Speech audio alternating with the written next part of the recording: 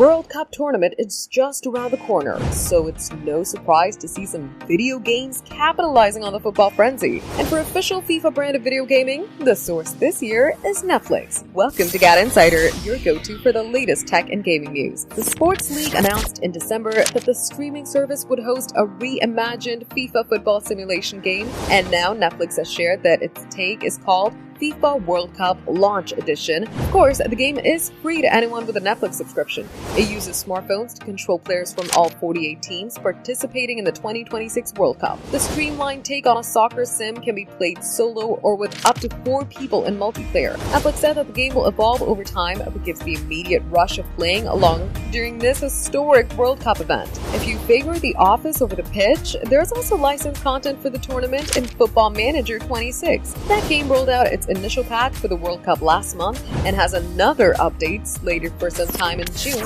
before the real-world matches begin. And for those who are nostalgic over the old FIFA game, EA might have ended its licensing arrangement with FIFA, but that doesn't mean that soccer sims are going to ignore the sport's biggest tournament. Instead, the company is launching the World's Game update. Totally different, but definitely not a World Cup tournament mode is available as a free update today for EA Sports FC 26 and EA Sports FC Mobile. It includes 53 fully licensed teams, including 41 that are participating in the actual cup this summer. So, let the football craze unleash, both in the stadiums and on mobile. For more updates, subscribe to GadInsider, like and share the video, and don't forget to press the bell icon so you never miss any update.